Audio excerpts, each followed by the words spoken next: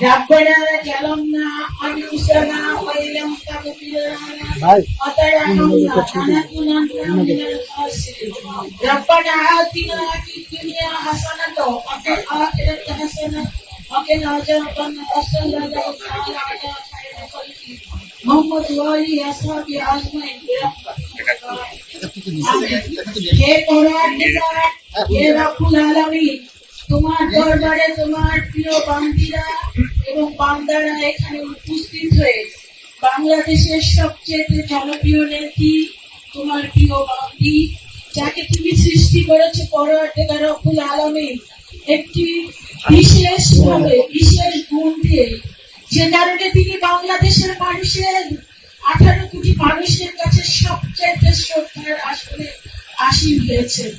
আমাদের সেই প্রিয় মা জাতীয়তাবাদী দলের সংগ্রামী চেয়ারপারসন সাবেক তিনবারের প্রধানমন্ত্রী আমাদের প্রাণপ্রিয় নেত্রী দেশনেত্রী বেগম খালেদা জিয়া আজকে ভীষণ ভাবে অসুস্থ। পরওয়ারদিগার রব্বুল আলামিন তোমার দরবারে 2 হাত জোর করে আমরা সবাই মোনাজাত করছি, তুমি আমাদের প্রাণপ্রিয় নেত্রী দেশনেত্রী বেগম খালেদা জিয়াকে সুস্থতা দান করুন। হে পরওয়ারদিগার রব্বুল আলামিন তুমি সবকিছুই জানো, তুমি অন্তর্যামী, তুমি সবকিছু দেখেছো, সবকিছু বুঝে তুমি এই দেশ থেকে এই মাফিয়াদেরকে চিরতরের জন্য তুমি বিদায় করেছো। এমন একটি সুন্দর সময় তোমার প্রিয় বান্দি আমাদের প্রিয় নেত্রী দেশনেত্রী বেগম খালেদা জিয়া অসুস্থ। আল্লাহ তোমার কাছে একটাই মাত্র আমাদের অনুরোধ, আমাদের প্রিয় নেত্রীকে তুমি সুস্থতা দান করো। এই নেত্রী এই দেশের গণতন্ত্রের জন্য, এই দেশের মানুষের জন্য জীবনকে বাজি রেখেছে, মৃত্যুকে পরোয়া করে নাই। তার প্রিয় দুটি সন্তানকে পর্যন্ত তোমার কাছে সুপর্দ করে তিনি অত্যাচার নির্যাতনের শিকার করেছে, জেলে গিয়েছে শুধু এই দেশকে ভালোবেসে, এদেশের মানুষকে ভালোবেসে, এদেশের গণতন্ত্রকে ভালোবেসে। সেই গণতন্ত্রের পথে আজকে আমরা আলো দেখছি।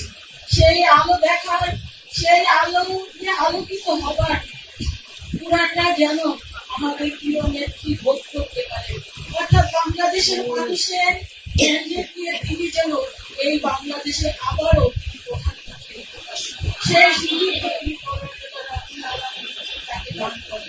পরওয়ারদিগার রব্বুল আলামিন আমরা এখানে 2 হাত তুলে মোনাজাত করছি আমাদের প্রিয় নেতা, বাংলাদেশের সর্বকালের সর্বশ্রেষ্ঠ নেতা মহান স্বাধীনতার ঘোষক শহীদ রাষ্ট্রপতি কবরকে তুমি জান্নাতের টুকরা বানিয়ে তাকে তুমি জান্নাতবাসী করো। পরওয়ারদিগার রব্বুল আলামিন দেশনেত্রী বেগম খালেদা জিয়া এবং শহীদ রাষ্ট্রপতি জিয়া আরাফাত রহমান প্রমুখের কবরকে তুমি জান্নাতবাসী করো। পরওয়ারদিগার রব্বুল আলামিন গোটা বাংলাদেশ যে নেতার জন্য অপেক্ষমান, গোটা বাংলাদেশের মানুষের জন্য দিনের 24 ঘন্টার 18 ঘন্টা পরিশ্রম করে থাকে আমাদের সেই প্রিয় নেতা জাতীয়তাবাদী দলের অ্যাক্টিং চেয়ারম্যান তারেক রহমান অনতিবিলম্বে বাংলাদেশে ফিরে আসতে পারে, বাংলাদেশের মানুষের সাথে থেকে এই গণতন্ত্র উত্তরণের পথে সর্বাত্মক ভূমিকা রেখে আগামী দিনের এই রাষ্ট্র পরিচালনার দায়িত্ব পায় সেই তৌফিক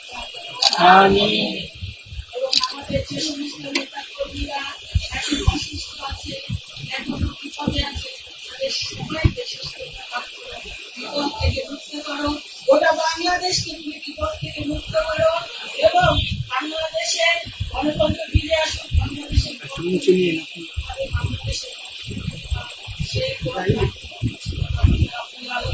সবশেষে আমরা বলতে চাই আমাদের